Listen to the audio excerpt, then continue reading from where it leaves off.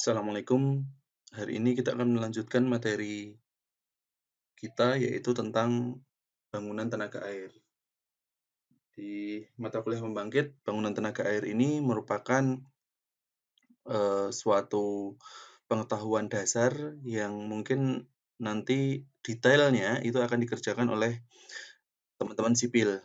Jadi kalau misalnya nanti eh, antara engineer elektrik dan engineer sipil itu saling ngobrol gitu ya, itu engineer elektrik hendaknya mengerti bangunan yang sedang ditangani oleh rekan-rekan sipil gitu ya.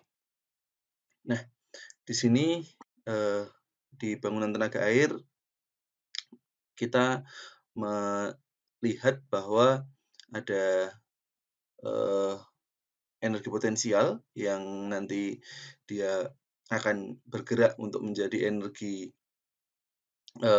kinetik gitu ya. Nah, di sini energi potensial yang kita manfaatkan itulah yang nanti akan direkayasa dengan menggunakan bangunan air tersebut, gitu ya. Jadi bangunan air ditinggikan, entah dengan menggunakan bendung atau bendungan, gitu ya. Nah, itu nanti akan didapatkan energi potensial yang nanti akan disalurkan menjadi energi kinetik. Nah, di sini ada beberapa sebetulnya tidak tidak eh, mayoritas gitu ya, tidak menjadi dominan bahwa energi kimia itu akan mempengaruhi energi yang ada di pembangkit air gitu ya. Cuma bahwa beberapa kasus memang energi kimia itu memang mempengaruhi, contohnya misal ketika proses perbaikan turbin karena keasaman dari air, terus kemudian pengaruh dari biota-biota yang ada di air, seperti itu. Nah, itu nanti akan memengaruhi korosi dari turbin, terus kemudian pengaruh-pengaruh terhadap penstock seperti itu, yang penstock terbuat dari besi terutama ya, gitu. Itu juga nanti akan memengaruhi energi kimianya. Nah, di sini bahwa energi potensial (MGH) gitu ya, ketika kita ingin membuat energi itu menjadi energi yang sifatnya adalah eh, energi dari pembangkit air, maka energi potensial di sini massa percepatan kali ketinggian itu nanti akan dikalikan dengan debit. Nah, debit di sini eh, apa, kilogram per second gitu ya, waktu massa per waktu gitu. Nah, nanti di sini akan dimasukkan ke dalam energi yang ada di sini, rumusnya akan dimasukkan di sini. Itu nanti akan kita lihat dalam pembahasan mengenai turbin.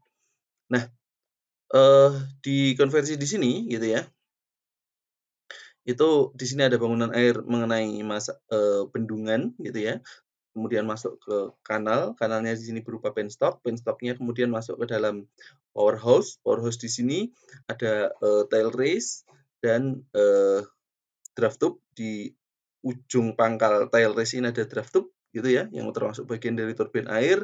Nah, di sini nanti dia akan memiliki ketinggian.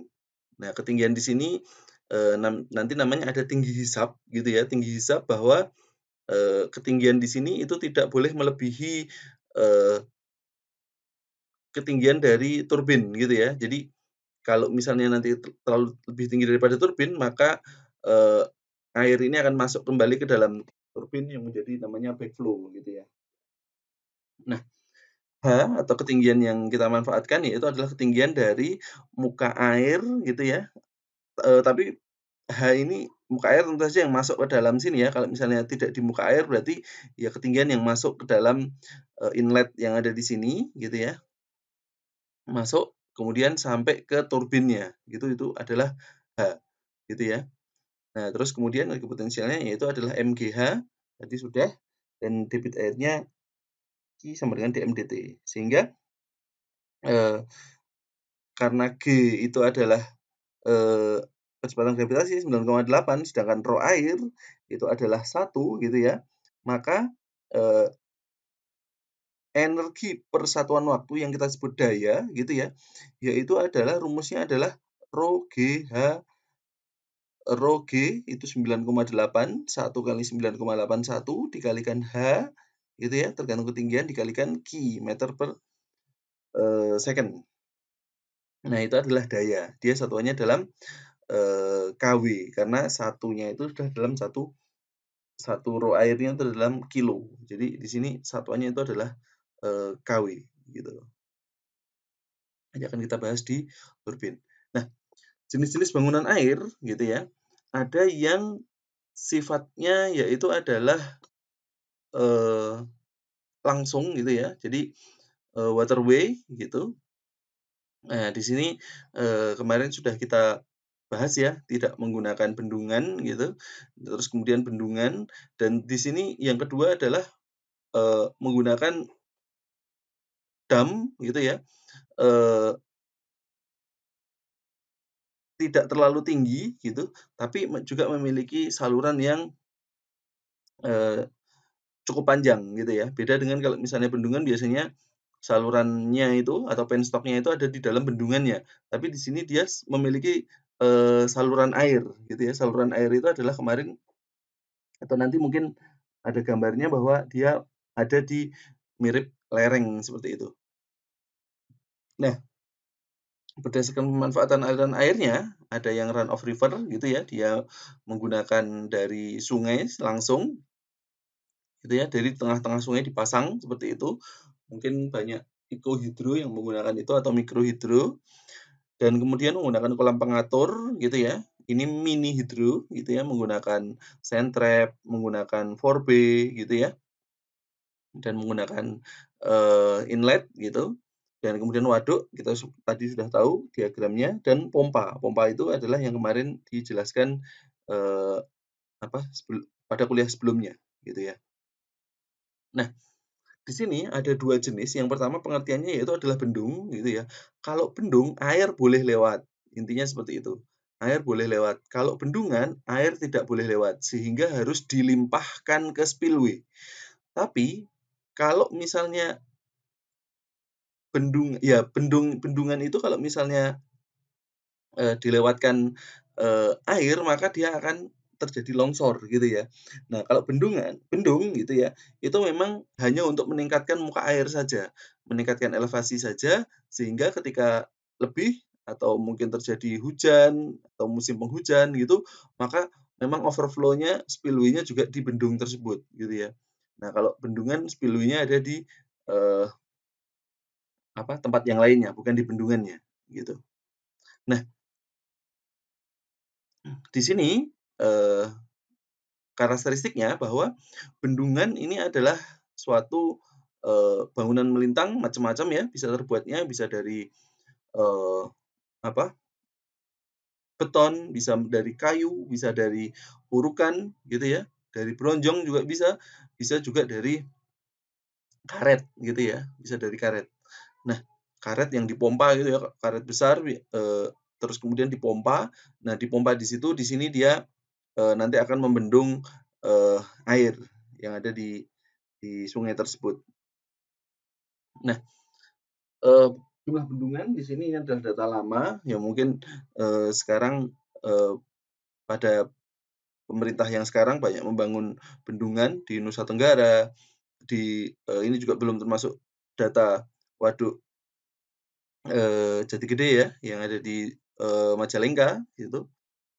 Itu belum termasuk di sini gitu, tapi sudah cukup lumayan. Nah, tipe-tipe bendungan gitu ya, nanti Anda bisa lihat secara detailnya pada slide gitu ya, bisa berdasarkan ukuran, tujuan pembangunannya, apakah sebagai eee, pengendali banjir atau memang tujuannya adalah untuk eee, irigasi atau memang tujuannya untuk pembangkit air, tapi biasanya pembangkit air itu adalah side effect gitu ya. Ada beberapa bendungan yang ada di Bogor, yang di Sungai Citarum itu adalah eee, mengurangi banjir di Jakarta, yang memang fungsinya adalah untuk banjir. Nah, side effect misal eee, pariwisata, terus kemudian pembangkit air, untuk, air minum gitu ya, itu adalah biasanya side effect, tapi tujuannya bisa banyak, seperti itu. Penggunaannya, ya penggunaannya untuk apa, fungsi dan konstruksinya. Nah, kita akan lihat beberapa bendungan menggunakan, konstruksinya. Ada yang bendungan, besar, yang tingginya lebih dari, 15 meter gitu ya, ketinggiannya lebih 15 meter, eee, maka itu adalah, definisi bendungan besar. Yang kecil berarti di bawah 15 meter eee, itu adalah small dam atau bendungan kecil. Nah, ada bendungan tadi ya, yang memang satu tujuan, bangkit saja atau pengendali banjir saja gitu ya, itu ya single purpose. Kalau misalnya multi purpose biasanya kalau di Indonesia karena memang, eee, apa, multi project gitu ya, biasanya, eee, fungsi bendungannya bisa, serbaguna. Jarang sekali kita membangun bendungan hanya untuk, single purpose gitu ya. Nah, di sini, eee, ada yang bendungan memang storage-nya gitu ya, memang untuk menyimpan airnya, ada juga yang fungsinya adalah untuk membelokkan, sungai gitu ya, membelokkan sungai sehingga dia, masuk ke, saluran air atau terowongan air gitu ya. Ada juga yang memang bendungan, eee, menggunakan detention dam. Nah ini, ada yang di, Cimahi kalau nggak salah, ya. Ada di Cimahi, dibangun terowongan seperti itu.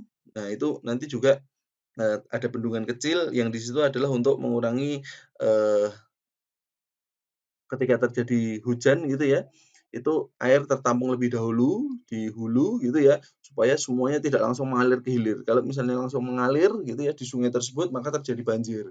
Nah, sehingga, dia disimpan sementara di area itu gitu ya, untuk, eee mencegah supaya airnya itu tidak semuanya langsung mengalir ke sungai, gitu. Nah, pengelak pendahuluan ya, itu, eee, biasanya dibangun di awal sebelum sebelum dibangunnya bendungan gitu. Nah, baru kemudian nanti bangun bendungannya, dimulai bangunan pengelak pendahuluannya itu ditutup gitu ya. Nah, ini nanti ada gambarnya di belakang. Terus, bendungan pengelak gitu ya, sudah selesai bendungan pengelak sehingga kering, nah baru nanti akan ditutup tadi. Utama ya, memang kita bangun bendungan utamanya, gitu. Kemudian tipe-tipe yang lain, ini, jarang, tapi yang sering yaitu adalah tanggul sisi kanan dan kiri, bendungan yang, fungsinya adalah untuk mempertinggi juga elevasinya, gitu ya. Kalau misalnya memang secara struktur kondisi alamnya itu tidak memenuhi, maka dibuat, tanggul seperti ini. Nah, tipe-tipe bendungan, di sini ada menggunakan, konkrit, arc gitu ya, konkrit buttress, konkrit gravity, dan, konkrit combination gitu. Ada yang menggunakan urukan, menggunakan, eee eee, apa, sebetulnya hanya tanah seperti itu, tapi di, eee, campurkan dengan batu dan seperti itu, diuruk. Nah, terus kemudian dipadatkan, itu, sudah bisa menjadi bendungan urukan. Banyak juga bendungan urukan yang ada di Indonesia seperti ini. Nah, bendungan lainnya bisa dari kayu, bisa pasangan batu tadi, bronjong tadi, yang nanti akan ditunjukkan gambarnya di belakang. Nah, kemudian ada, bendung pelimpah tadi ya, bendung tetap, dia memang terbuat dari beton gitu. Ada yang bendung gerak, dia bisa kempeskan, bisa ditiup menggunakan bendung karet gitu ya. Nah, ini bendung gerak yang berupa bendung karet, terus kemudian pintu air berarti dia bisa dibuka dan ditutup, gitu. Nah, kalau ditutup gitu ya, eee, a air pun sebetulnya bisa melimpas di atasnya gitu ya. Jadi bisa membayangkan kalau misalnya di saluran irigasi biasanya kita menggunakan bendung gerak berupa pintu air yang manual, seperti itu. Ini, tipe-tipe, bendungan gitu ya, nanti yang bisa dicari di, Google atau di Wikipedia gitu ya. ini bendung, beton, terus kemudian ini bendung gerak yang menggunakan pintu air, eee, apa, menggunakan motor gitu ya. Di sini juga ada, bendung gerak menggunakan, eee, apa, penggerak motor juga pintu air gitu ya, dinaik turunkan. Terus kemudian, di Mojokerto juga ada. Jadi banyak juga bendung gerak seperti ini gitu ya. Nah, bendung karet, nah jadi ini karet, di sebelah kanan ini karet, dia bisa ditiupkan, udara gitu ya. Kalau misalnya dia sedang, membuka atau ditiup, nah itu bentuknya seperti ini. Kalau menutup ya bentuknya seperti ini yang ada di sebelahnya, gitu ya. Ini menutup, ditutup di situ. Nah, menggunakan, eee, apa, menggunakan peniup dari, eee, hidrolik seperti itu ya, gitu. Nah, kemudian, jenis-jenis bendungan yang lain yaitu, bendungan pengendali banjir, terus kemudian, bendungan Urukan, Serbasama gitu ya, di Madiun ini, di atasnya tetap dibangun sebuah jalan, tapi sebetulnya di sini hanya berupa, tanah saja gitu ya. Nah, ini lapisan-lapisan berlapis-lapis rockfill, dia kedap air gitu ya, terus kemudian, batu, terus kemudian, pengering yang ada di situ. Nah, di sini di bendungan, eee, Gajah Mungkur di Wonogiri itu juga menggunakan bendungan tipe Urukan. Banyak yang ada di sini yaitu menggunakan bendungan Urukan. Oke. Nah, bendungan beton, jarang di Indonesia karena sangat mahal sekali, beton yang digunakan juga sangat, banyak gitu ya. Nah, ini contohnya adalah beton lengkung di Amerika, seperti itu, yang sangat tinggi sekali gitu ya, karena memang kondisinya di sana tidak memungkinkan untuk, dipasang tanah urukan gitu ya, sehingga karena sangat tinggi sehingga memerlukan bendungan, beton gitu ya. Nah, sebelum masuk ke pemilihan tipe bendungan gitu ya, di sini kita, buat, eee, jenis-jenis bangunan air gitu ya, gitu. Nah, ini sebetulnya kemarin, sudah saya, tuliskan, tapi karena videonya ternyata gagal untuk di, render, sehingga saya harus membuat ulang, sehingga Anda bisa lihat di sini, di sebelah kanan ini sudah tertulis semua, nanti akan di-share di Google Drive materi ini, gitu ya. Saya akan menjelaskan per poin di sini. Nah, bangunan air yang pertama adalah dam atau weir. Dam di sini adalah bendungan, weir adalah bendung. Terus kemudian, dia memiliki, intake gitu ya. Jadi kalau misalnya tadi, eee, nah yang ada di sini ini intake gitu ya, intake intake, nanti akan kita gambarkan intake. Nah, letaknya itu bisa terpisah atau sama dengan lokasi dam. Kalau yang digambar tadi itu sama dengan lokasi dam. Kalau terpisah gitu ya, disalurkan dulu baru ada intake-nya. Intake itu biasanya memiliki buka dan tutup, memiliki, pintu buka dan tutup gitu. Kalau terpisah, ya berarti letaknya agak berjauhan dari posisi damnya gitu ya. Biasanya bendung kecil. Terus kemudian saluran, di sini terdiri dari beberapa jenis. Yang pertama adalah kanal atau saluran air, dan kemudian yaitu adalah penstock atau pipa, gitu ya. Penstock bisa dari macam-macam ya, besi, beton, maupun kayu, gitu ya. Nah, terus kemudian ada, 4B atau bak penenang, gitu ya. Nah, di situ biasanya dilengkapi juga dengan sand trap, pengendap dari sedimen, terus kemudian juga ada spillway untuk mencegah, eee, supaya air yang masuk ke penstock itu selalu terjaga, sehingga dari 4B itu kalau misalnya dia berlebihan atau salurannya mungkin terkena hujan, lebihan airnya itu nanti akan dibuang di, spillway. Terus kemudian ada surge tank ini adalah untuk, eee, menghilangkan efek kavitasi, jadi ada gelembung. Biasanya kalau air yang mengalir itu mengandung gelembung gitu ya, sebelum gelembung ini menghantam turbin gitu ya, biasanya dibuang di surge tank itu. Karena penstoknya sangat panjang gitu biasanya ya. Jadi kalau misalnya langsung dihantamkan ke turbin mengakibatkan turbinnya bolong gitu ya. Terus kemudian power hose, tempat atau letak dari turbin, terus kemudian tail race dan memiliki bagian pangkal yang kita sebut draft tube, yaitu adalah bagian dari turbin gitu. Nah, yang pertama itu adalah intake. Nah, dam intake itu ya, itu terletak pada bendungan gitu. Terletak pada bendungan. Nah, di sini ini contohnya adalah intake yang bentuk bangunan ini tadi gitu ya. Ini kita perbesar bahwa di sini ini ada eh, ya bendungan gitu ya. Di sini ada gate, fungsinya kabel ini adalah untuk membuka dan menutup, dan air yang biru ini adalah air gitu ya. Dan ini biasanya untuk jaring sampah untuk me apa istilahnya? Ya mencegah supaya sampah tidak masuk ke dalam penstock gitu ya. Nah, gate ini gitu ya, eee, biasanya bentuknya bulat gitu ya, bulat. Kalau misalnya kotak juga bisa, tapi biasanya karena salurannya bulat maka eee, gate-nya di sini dia juga bulat. Nah, di sini yang run of river intake gitu ya, itu dia ada bendung gitu, terus kemudian saluran. Nah, ini buka tutupnya ada di sini. Jadi buka tutupnya kalau misalnya dia eee, ada perawatan saluran, ada misal ya mungkin perawatan saluran karena longsor, karena apa, itu sebaiknya ditutup dulu yang ada di sini. Jadi intake-nya fungsinya adalah untuk seperti itu.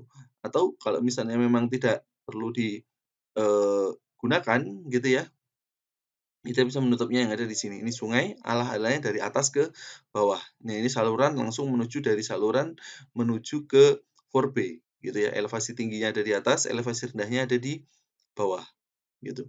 Ini gate yang sama dengan yang ada di sini. Bisa dibuka dan ditutup menggunakan kabel, manual, motor, atau eh, eh, menggunakan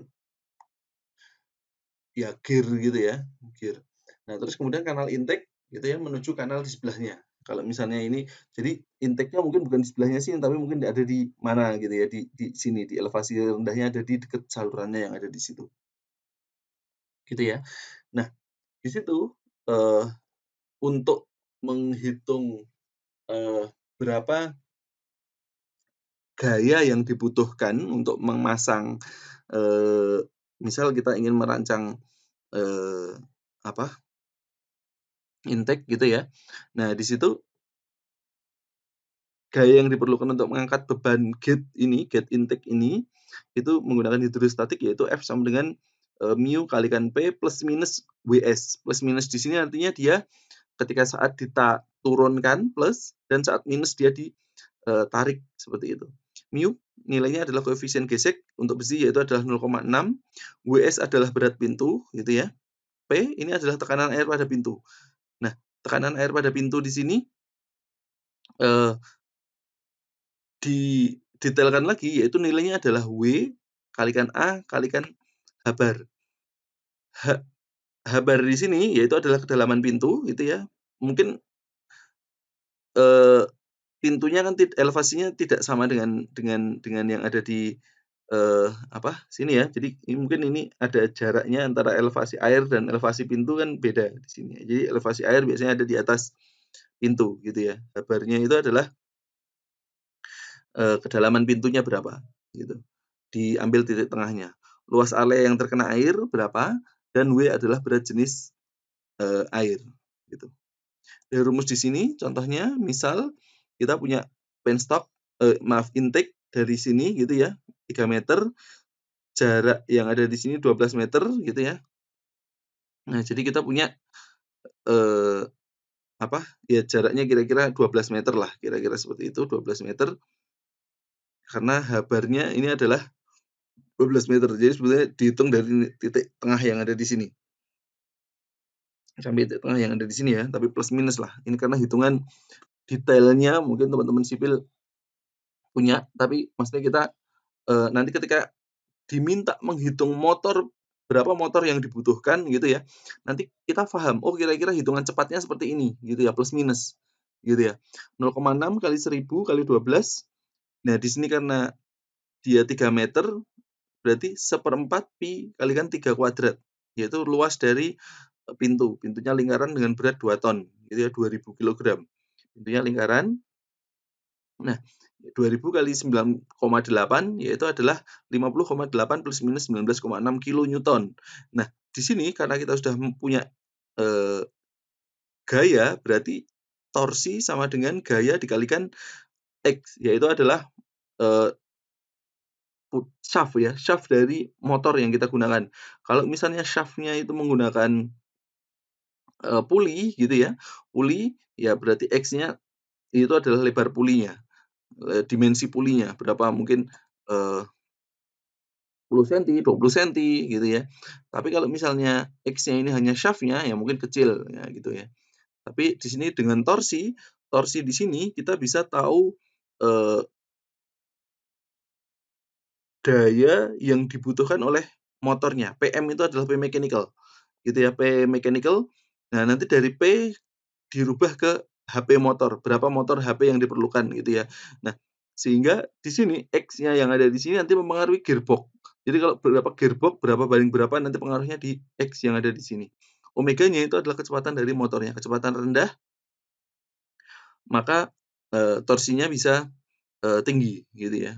Kalau kecepatan tinggi, torsinya rendah gitu. Banding terbalik yang ada di sini ya, kelihatannya.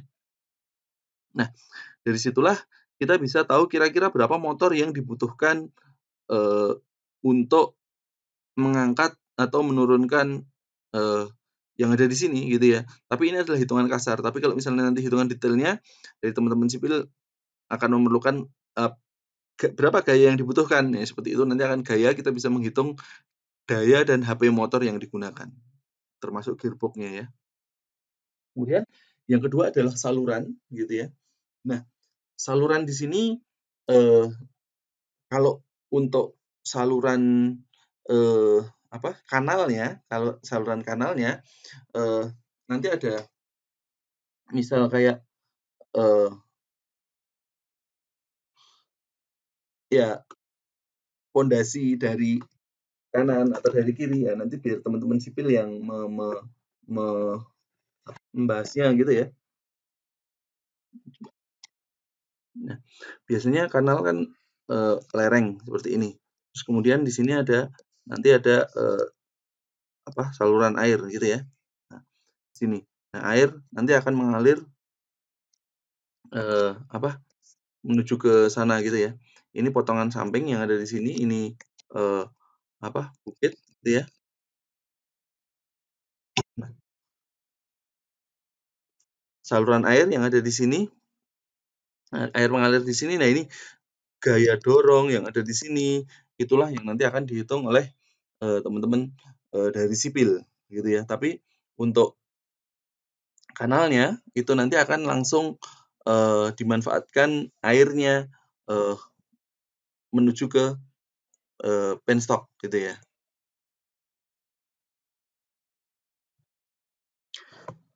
Kemudian untuk penstock di sini ya, Eee, bahannya itu terdiri dari bahan, bisa dari semen, besi cor, maupun kayu gitu ya. Nah, berapa kecepatan air di penstock menggunakan rumus yaitu adalah V kecil 0,125 kalikan akar 2GH. Dengan G yaitu adalah percepatan gravitasi dan, H itu adalah ketinggian tadi berapa penstock yang Eee, digunakan hanya sehingga, dari sini kita bisa tahu, kecepatan yang air yang ada di penstock. Biasanya rata-rata penstock untuk besi yaitu adalah 3 sampai 6 meter per second, tapi tergantung juga, ketinggiannya ya, gitu. Ini untuk mini hidro. Nah, di diameter penstock kita menggunakan Sakarya formula, diameter penstock yaitu adalah 0,62, eee dikali P pangkat 0,35 dikalikan H, yaitu adalah ketinggian juga, H kecil bisa, H besar bisa ya, dikalikan pangkat 0,65.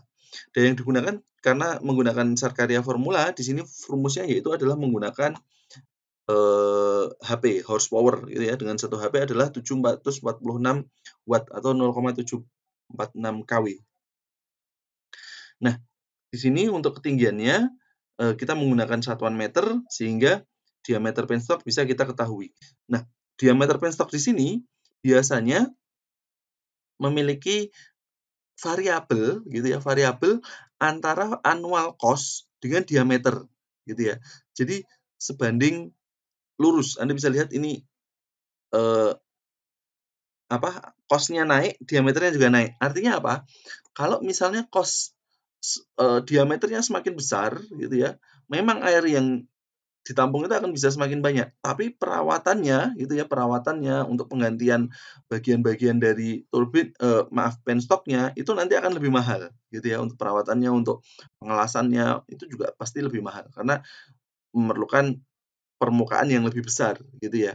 Sehingga ini sebanding. Nah, terus yang nilai B ini semakin besar berbanding terbalik ya, nilai power loss. Jadi kalau semakin besar gitu ya, dia karena gesekannya itu semakin kecil, gitu kan, berbanding terbalik. Karena kalau kecil-kecil gesekannya kan juga jadi banyak kan, ya. Jadi, air yang menggesek di penstock itu nanti akan berbanding terbalik dengan diameternya. Semakin besar bagus, karena gesekannya akan semakin kecil. Jadi power loss-nya juga, eee, dikit gitu ya, sehingga efisiensinya meningkat, gitu kan. Nah, di sini akan diambil nilai titik tengahnya dengan yaitu C adalah total cost gitu ya, dan ditarik dari C ini ya, grafik C ini total cost-nya berapa gitu kan, terus ditarik nilai, eee, titik tengahnya hingga menemukan nilai D yaitu adalah nilai diameter paling ekonomis gitu. Nah, kalau misalnya, eee, terlalu besar juga nanti annual cost-nya mahal, tapi kalau terlalu kecil power loss-nya juga besar gitu kan. Sehingga dicari titik tengahnya. Bahkan nanti tergantung dari grafiknya ya. Kalau grafiknya, eee, apa, tidak seperti ini, tidak lurus gitu ya, maka mungkin akan bergeser ke kiri dan ke kanan, seperti itu. Tapi parameternya kira-kira seperti ini. Kemudian yang selanjutnya yaitu adalah ketebalan penstock. Kita menggunakan rumus formula ASME. Nah, ketebalan ya, ketebalan di sini adalah ketebalan, eee, berapa tebal bukan diameter ya, tapi tebal dari penstocknya yaitu adalah tebalnya P kali R dibagi efisiensi, kali F min 0,6 P dan semuanya ditambah 0,15. Nah, ketebalan dalam sentimeter dan di sini ada, tekanan gitu ya, ada tekanan kilonewton per sentimeter persegi, P kecil ya, dan efisiensi sambungan gitu ya, rata-rata, 0,6 gitu ya, 0,7 gitu. Terus saja desain stres. Desain stres di sini adalah menggunakan apa, kalau misalnya besi ya, eee, nanti ada satuannya kilonewton per sentimeter persegi. Nah, terus kemudian radius dalam itu adalah nanti berapa, eee, apa, diameter dari penstoknya itu. Diameter penstoknya berapa, radius dalamnya, nah nanti ketebalannya ditentukan oleh rumus ini, gitu ya. Nah, dari situlah nanti kita bisa mengetahui, penstok yang kita gunakan. Kemudian yang selanjutnya yaitu adalah 4B atau bak penenang. Ini tergantung dari besarnya debit berapa. Jadi luas 4B ini tergantung dari debit berapa. Terus sering atau tidaknya curah hujan gitu ya. Karena 4B juga mengandung sedimen, sand trap gitu ya. Berarti di situ jenis sedimennya apa. Kalau misalnya di sini eh, batu kapur gitu ya. Batu kapur gitu maka akan sering kalau hujan akan sering longsor. Nah, maka sand trap-nya juga harus eh, besar gitu ya. 4B-nya juga harus besar. Karena perawatan juga harus rutin untuk melakukan pengerukan. Nah, kemudian surge tank gitu ya. Surge tank di sini untuk mengatasi water hammer gitu ya. Jadi air ada elevasi di sini masuk ke dalam penstock. Kemudian sebelum ke turbin ini dekat menuju turbin, kita lengkapi dengan surge tank. Ada tangki besar yang ada di sini gitu ya. Supaya tidak ada gelembung udara yang menghantam ke knocking ya, knocking ke turbin gitu ya, sekaligus menghantam ke penstocknya itu sendiri, water hammer di penstock, knocking di, turbin gitu ya. Nah, karena ini mereka bergulung air ya, maksudnya mereka airnya mau bergulung bergulung bergulung, menggulung menggulung menggulung gitu. Nah, kemudian di sini karena, eee, mau masuk ke turbin itu harus dibuang di sini, ini terbuka, atasnya memang terbuka seperti ini, udara terbuka gitu ya. Nah, ketinggiannya supaya tidak keluar airnya gitu ya, itu ada ketinggian A, B, dan C gitu ya. C itu adalah batas bawah yang nanti masuk batas bawah dia sebelum masuk penstock gitu ya. Normal flow itu adalah ketinggian normalnya tergantung dari elevasinya dan batas atasnya ini adalah, ketika bendungannya memang sudah mencapai puncak gitu ya, bendungannya sudah mencapai puncak. Itu batas atasnya. Nah, biasanya ini adalah ketinggian dari spillway gitu. Nah, dari sini biasanya nanti akan, eee, dirancang ketinggian dari, eee, apa, surge tank itu gitu ya. Nah, kalau misalnya melimpas, ya ini berbahaya, berarti airnya akan keluar semuanya ke sekitar penstock gitu ya, tidak diperbolehkan. Sehingga, ketinggian dari surge tank itu, nanti tergantung dari, eee, elevasi dari bendungannya. Ini jarang untuk pembangkit kecil, biasanya pembangkit yang sangat besar, gitu ya. Nah, ini letaknya dekat turbin, ketinggian surge tank, ketinggian reservoir, ditambah Y dikurangi HF. Y adalah kenaikan level airnya gitu ya, berapa meter naik turunnya, dan HF ini adalah gesekan antara penstock dan, air yang ada di sini. Kemudian, selanjutnya yaitu adalah, eee, nilai Y, yaitu adalah kenaikan level airnya, itu dipengaruhi oleh A akar A kalikan L dikalikan V kuadrat dibagi G kalikan A. L-nya ini adalah panjang dari search tank tadi gitu ya. Dan A ini kecil ini adalah cross section area penstock, potongan melintang gitu ya, potongan melintang dari area penstocknya gitu. Nah, A besar ini adalah cross section dari, search tank gitu ya, sebutnya A, apa, luas luas luas dari, potongannya gitu ya. Cuma ini pakai A kecil supaya membedakan dengan yang A besar. A besar ini adalah untuk search tank, A kecilnya ini untuk, penstock gitu ya. Tapi rumusnya yaitu adalah, eee, akar A dikalikan L, yaitu adalah jarak antara penstock dan search tank dalam meter, dan V adalah kecepatan airnya tadi sudah didapatkan gitu ya, di rumus sebelumnya, D percepatan gravitasi 9,8 dan A adalah, eee, luas area dari penstocknya dan A besar ini adalah luas area melintang dari search tank-nya gitu ya. Sehingga dapatkan nanti kenaikan level airnya plus minusnya berapa yang ada di sini. Nah, nilai Y-nya ini bisa kita masukkan di sini. Nah, yang terakhir yaitu adalah power house gitu ya. Power house ini fungsinya adalah untuk tempat diletakkannya turbin dan generator gitu ya. Dia biasanya memiliki panel-panel, switchgear gitu ya, panel-panel untuk mengatur, eee, breaker, untuk mengatur, proteksi yang ada di situ, juga memiliki level tenaga, memiliki trafo tenaga untuk menaikkan tegangan dari generatornya, misal berapa, 6,3 ke 20, 6,3 ke 70. Nah, di sini dia memiliki trafo step up yang nanti akan masuk bisa ke switch yard terlebih dahulu kalau biasanya menggunakan transmisi, tapi kalau menggunakan distribusi langsung 20 langsung bisa dicantol ke tiang terdekat gitu ya. Nah, di sini gitu, di power house gitu ya, kita memiliki ini dari inlet di sini masuk ke apa, turbin gitu ya, turbin ini kita menggunakan turbin, contohnya adalah yang, vertikal gitu ya. Nilai D yang ada di sini, diameter dari draft tube-nya atau bukan, diameter dari turbinnya, maka, untuk draft tube-nya ini adalah 1,2-nya, 1,2-nya gitu ya, 1,2-nya. Nah, minimum tailwater gitu ya, minimum tailwater yaitu adalah dari dasar yang ada soil di sini, yaitu 2,7 kalikan D-nya gitu ya. Tailwater, muka air yang ada di situ. Biasanya untuk meningkatkannya nanti tambahin bendung di sini, tambahin ada bendung, eee, di tailwater-nya. Nah, untuk penampakan atasnya, ini turbin tadi itu tadi ya.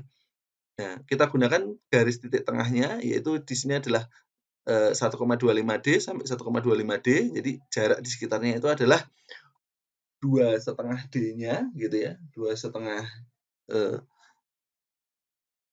D, yaitu 1,25, 1,85 maaf, 1,85. Nah, di sini, untuk, eee, apa, potongan melintangnya itu 1,4 D, jadi tidak bulat ya. Di sini 1,2, di sini 1,4. Dengan, dari titik tengahnya itu adalah 4,2 diameter dari, eee, turbinnya.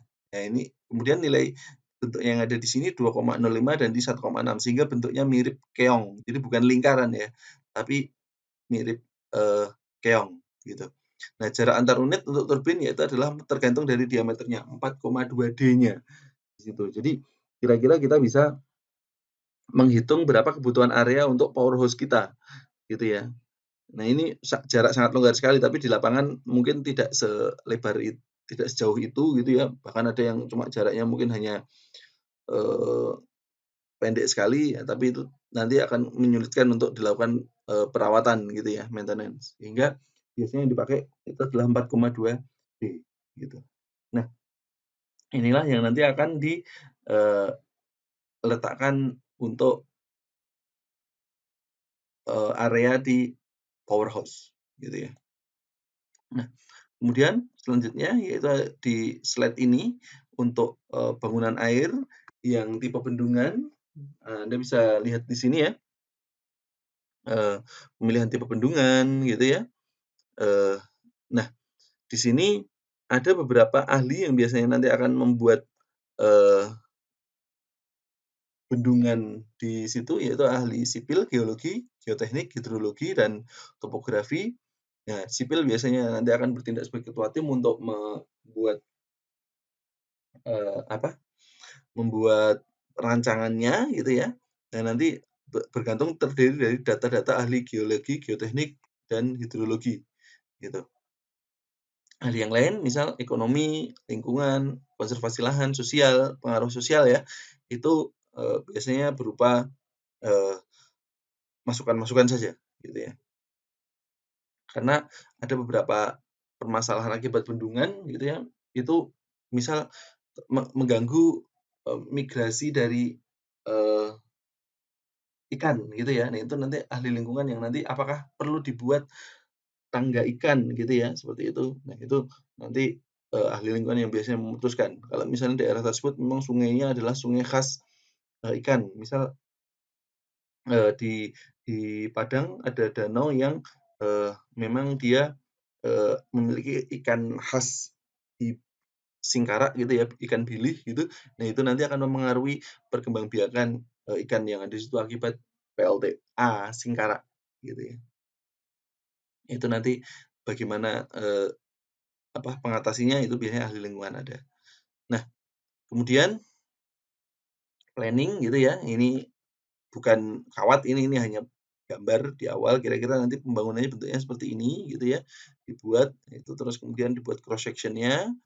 Nah, nanti akan ahli geologi, nanti akan batuannya seperti apa, seismiknya seperti apa, supaya tidak terjadi, eee, apa, gangguan ketika saat gempa bumi, ketika saat terjadi, ya umurnya memang bisa dijamin selama 100 tahun, seperti itu gitu ya. Nah, nanti akan pengaruh dari ahli geologi di situ. Geoteknik, ya itu akan, kondisi tanah dan batuan di bawah bendungan gitu ya, cukup kuat atau perlu ditambahkan batuan lagi untuk membuat pondasinya gitu ya, dan bagaimana karakteristik tanah di sekitar bendungan tersebut, gitu. Hidrologi, ya ini untuk memperkirakan air ya, yang ada di waduk tersebut nantinya berapa.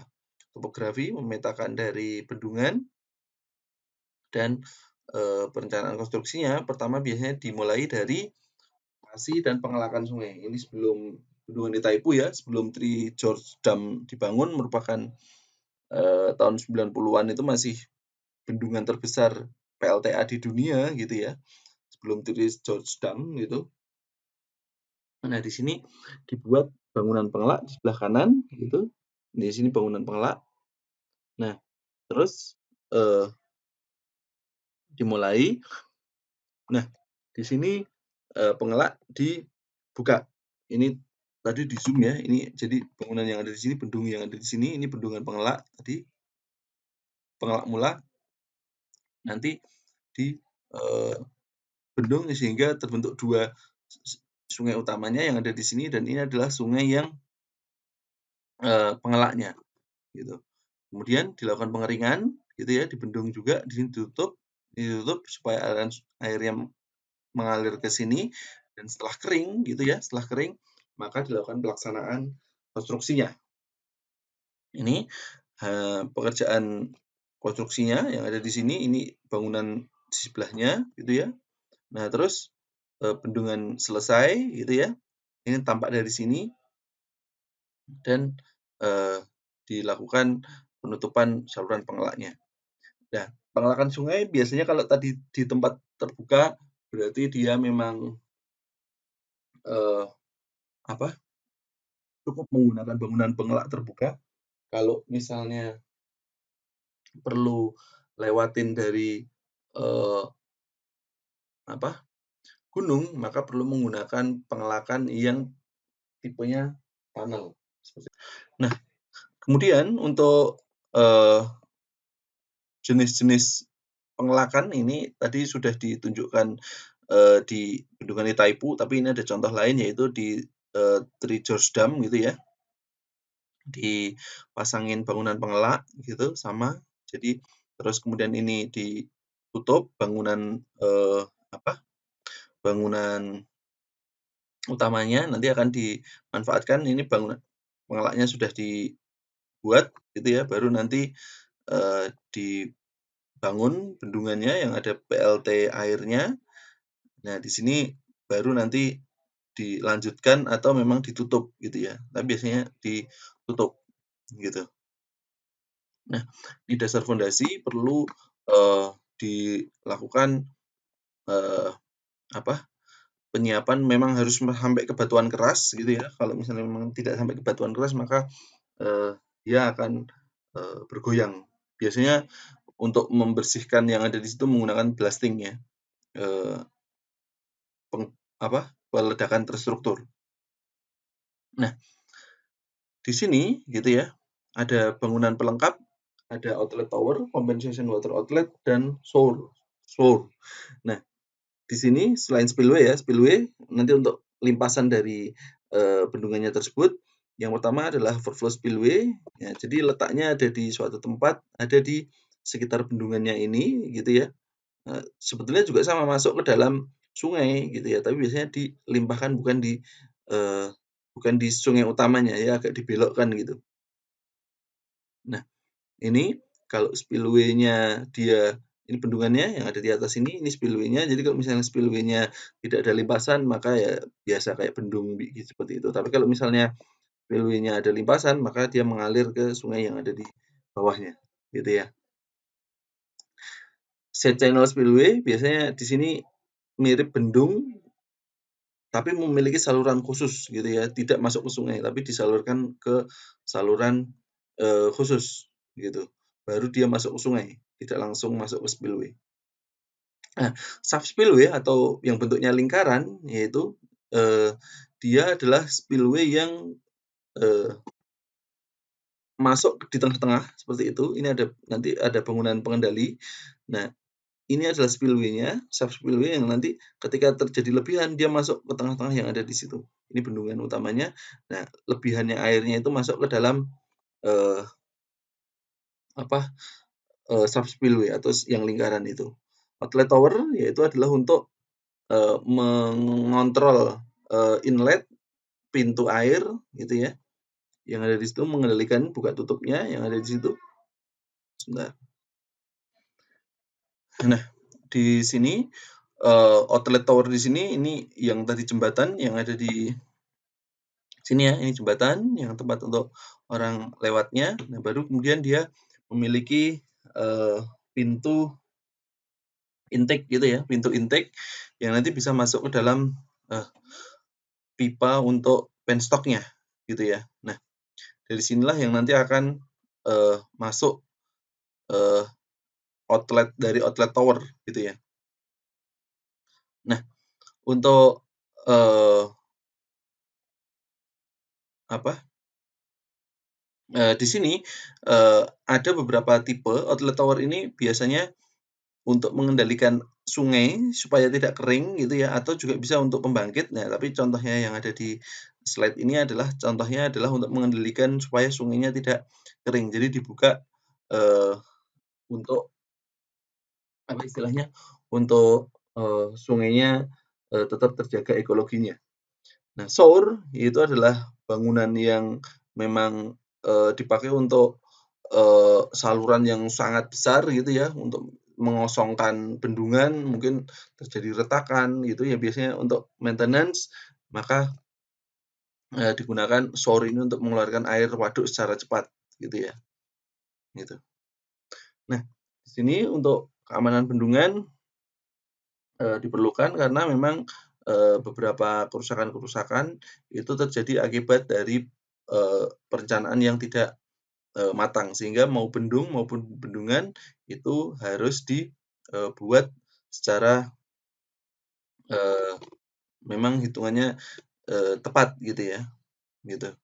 Dan juga memiliki ruang inspeksi gitu ya, untuk di damnya itu terjadi kebocoran, terjadi retakan, itu bisa kelihatan di ruang, inspeksinya. Nah, meskipun bendungan kelihatan kokoh, tidak menutup kemungkinan bendungan telah mengalami perubahan akibat beban atau gaya, sehingga perlu dilakukan, perawatan dengan melihat rembesan, settlement posisi dari urugannya, bendungan kemiringannya, dan pergeseran horizontal tubuh bendungan, gitu ya, tuh. Nah, eee, ini contoh pengukuran untuk, eee, perawatan bendungan dan ini tadi spillway, gambar-gambarnya sudah, ini tipe intake yang tadi gambar detail dari, apa, untuk masuk ke PLTA gitu ya, dan oke, demikian, kuliah penggunaan air, eee, nanti akan kita lanjutkan ke jenis-jenis turbin. Terima kasih.